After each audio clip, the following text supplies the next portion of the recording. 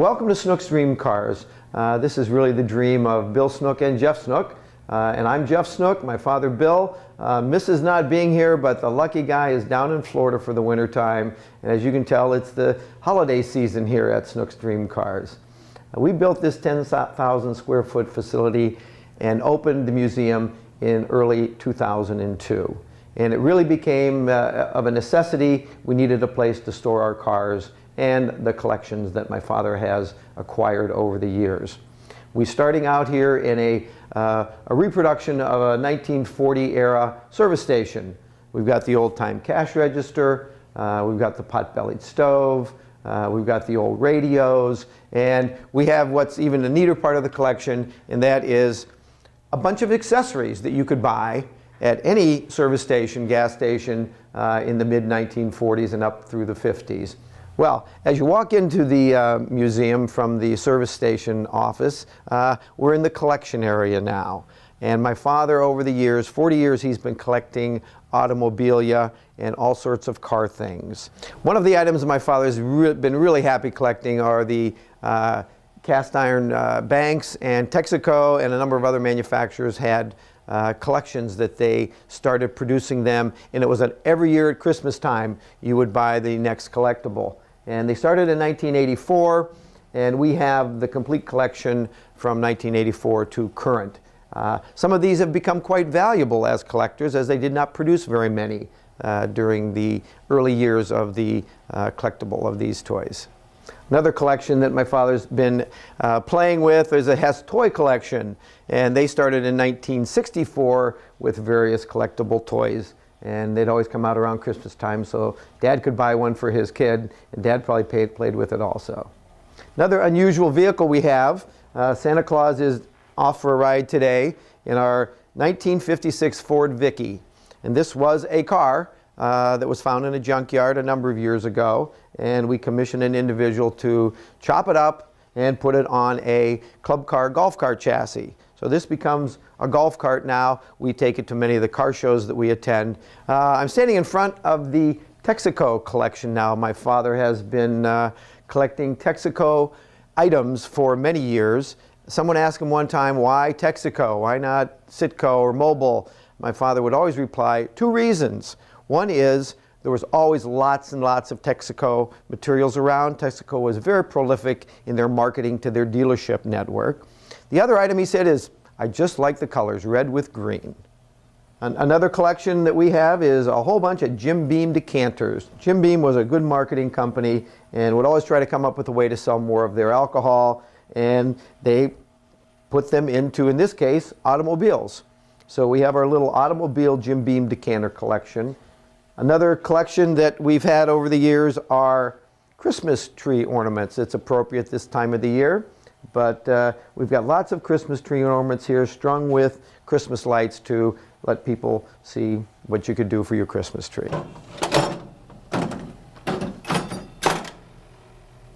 No jackpot this time, but this is another one of my father's favorite things to collect, and that is antique slot machines. So we've kind of set up a Las Vegas theme area here to display some of his slot machines and other arcade games. We have a very early 1900s slot machine over here. It would pay off in cigars when you hit the jackpot on that. So a number of other slot machines that are in the collection. And here's our shop. A nice 4-bay shop. We not only take care of our own cars, but our chief mechanic here, Terry Stetler, takes care of a lot of collector cars for individuals in the area. Terry, what you got going on today?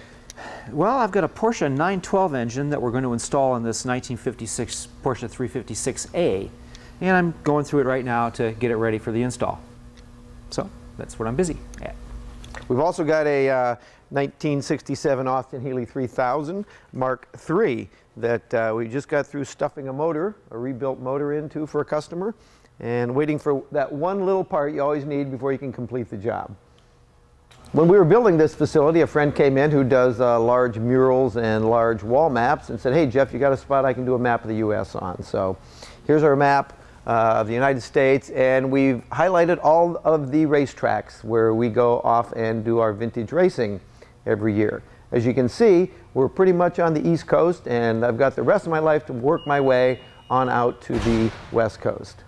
Another part of our business here at Snook's Dream Cars is the buying and selling of cars for customers.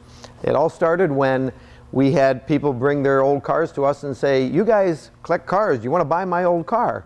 I said, "No, but I'll help you sell it."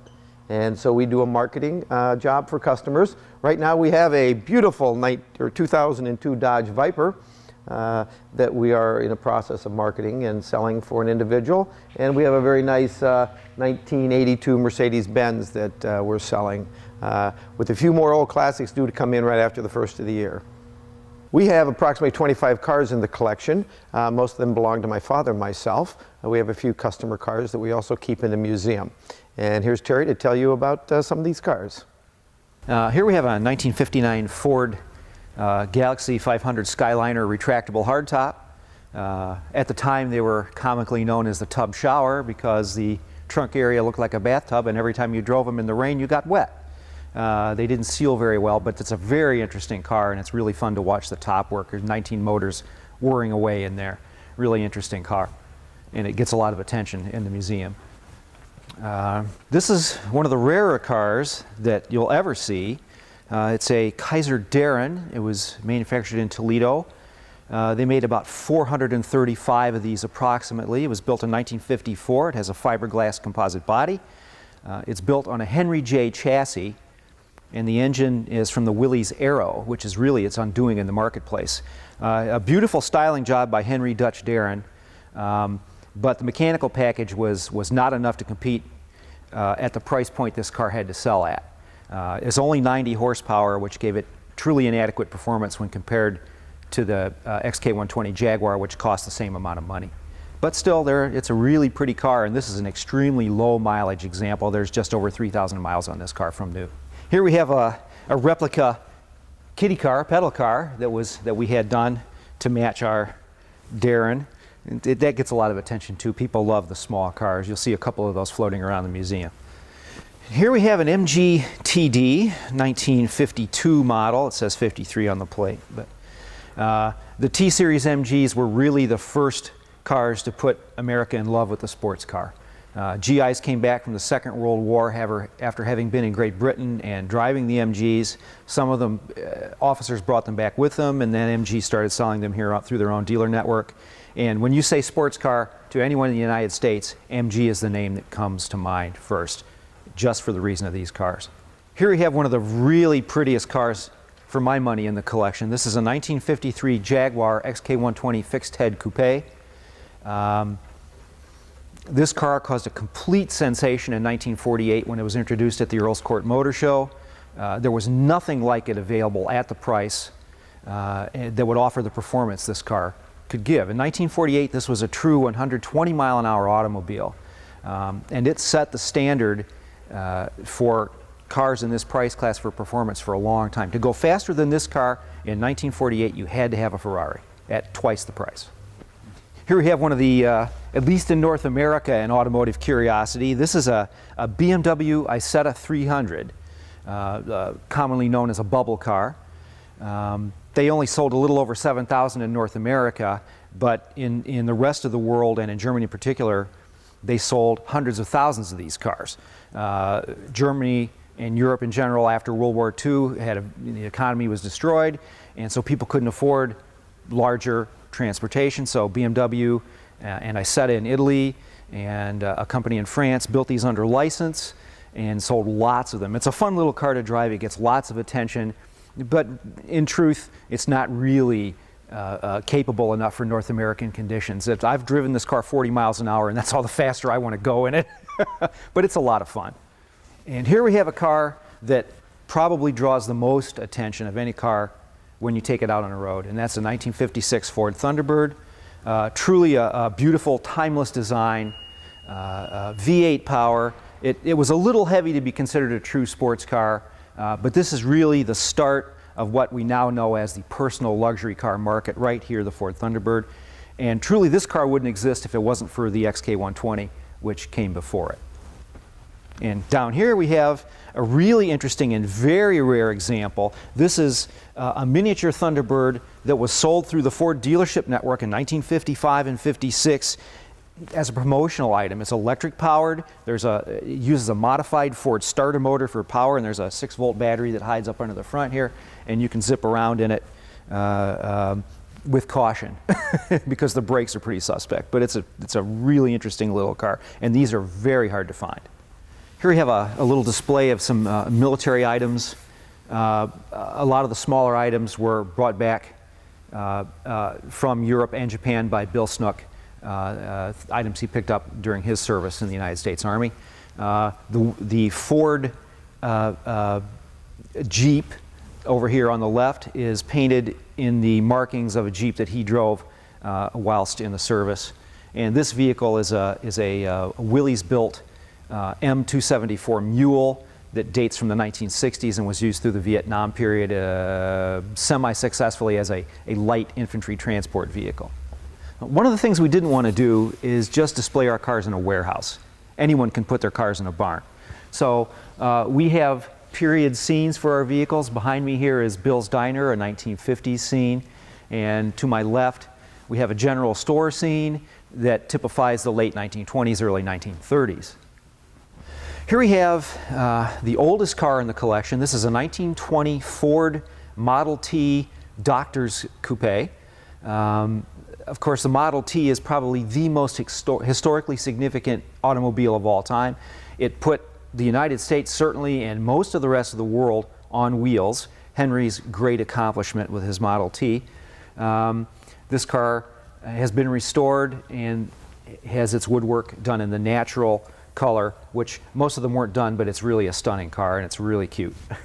And here we have a 1931 Ford Woody station wagon, probably the second least produced number of bodies were the Woodies after the sedan deliveries on the Model A chassis. It's a really handsome little car. It draws a lot of attention, and with Woodies being what they are today, we're really happy to have this in our collection. And here we have a 31 Model A Ford Roadster Deluxe. This is the sportiest of the Model A's, if you will. This car's really fun to drive around in. You're out in the breeze, you've got the rumble seat, and people just get a big smile on their face when you see you coming up the road in this car. And again, the Model A's are important because it was the transition from the Model T to a more modern vehicle for the Ford Motor Company. Here we have a 1933 Buick Series 60 8-cylinder rumble seat coupe. This is a very interesting car. This car's been in the city of Bowling Green pretty much its entire life. It's gone through, I think, 3 owners total in that time. It still runs like a champ. I like to get the car out and drive it because it'll give some of the more so-called powerful cars in our collection a run for its money. And it's a really neat little car with a lot of history rolled up in it. Here we have a 1930 Model A coupe. This car is one of our customer cars that we essentially acted as the subcontract or the major contractor for the restoration on this car. We have a very happy customer on our hands. As you can see, it's a beautiful car in these wonderfully muted period colors that are correct for this car, by the way. It's a really cute little car. Here we have a 1941 Pontiac 8 Torpedo Streamliner. This is a really gorgeous car. It typifies the industrial design movement that swept the world really in the late 1930s, early 1940s. It really is the pinnacle of what used to be called modern design. It's a really pretty car, lots of sweeping chrome spears, and was the last gasp of American style before World War II interrupted automotive production in early 1942. Now we come to my personal favorite car in the collection. This is a 1940 Packard Model 120 Convertible Coupe. It's a straight 8 car, showing the elegant lines that Packards have always been known for. It's a very competent road car to this day. I have no problems at all driving this car at freeway speeds for extended periods.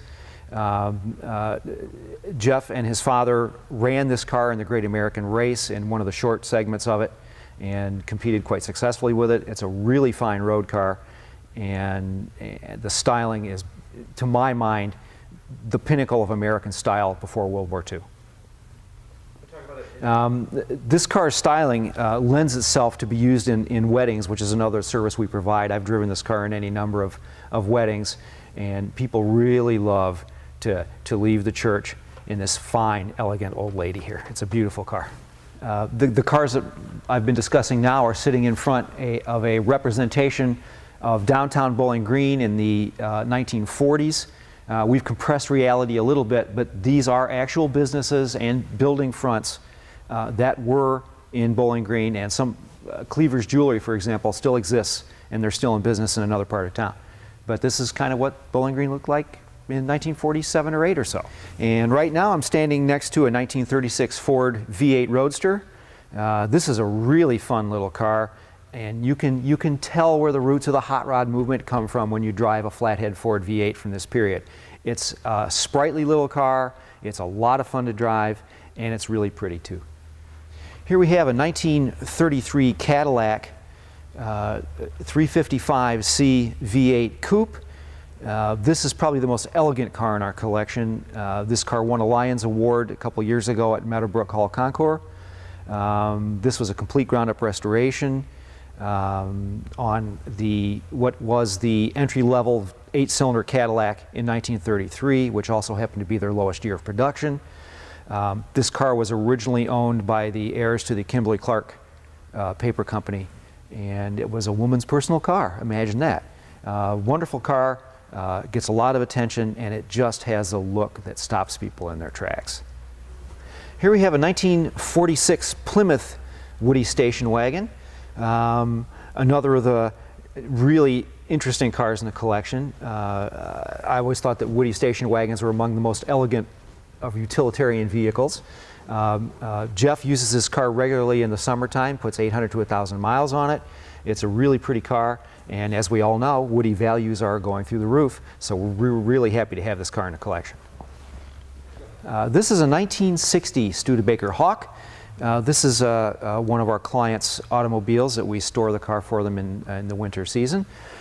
This vehicle in 1990 won the Best of Show prize at the Studebaker Club meet. This is one of the best Studebakers in the United States. The design is really pretty, very sporting for an American car of this period. And as any Studebaker aficionado will tell you, when you drive these cars, they are not representative of the large majority of domestic cars from the time period. They are really good road cars, and it's really stunningly styled. Here we have a 1972 Triumph Tr6 Six. This is another one of our clients' vehicles here for storage, and we put it in the museum because it is such a pretty car. Very representative of the kinds of small, relatively affordable British sports cars that dominated the sports car market in the United States from the 1950s through the 1970s. The Tr6 in particular is well suited to American conditions. It's a 2.5-liter 6-cylinder engine, very powerful, good brakes, and you can cruise this car on the highway all day long without fear of straining it. Here we have what most experts agree is probably the most beautifully styled car of all time, the Jaguar E-Type. This is a 1963 model, Series 1, 3.8-liter triple carb. This is the newest piece in our collection. This is Jeff's summertime car. It's a stunning car, it is so pretty, and it is bloody fast. Here we have the start of our competition collection. This is a 1939 Caruso special dirt track car, a flathead Ford power, a really frightening car to drive. This is Jeff's father's car, and he got interested in racing when he saw Jeff race. And we also have a small pedal car that's a replica of this one. And at this point, I'll bring Jeff in, and Jeff will describe his competition cars to you. Okay, well, Terry told you much about the Caruso sprint car of my father's, and he has actually been out racing this in the AARA group of older gentlemen who go off and run their cars and throw up dirt on the county fairgrounds in the summertime. All of our race cars, vintage race cars, are displayed in front of a replica of the Sebring Raceway track, circa mid-1960s. The car that we have right here is the rarest car we have in the collection, and it's a 1956 Lotus 11 Le Mans sports racer.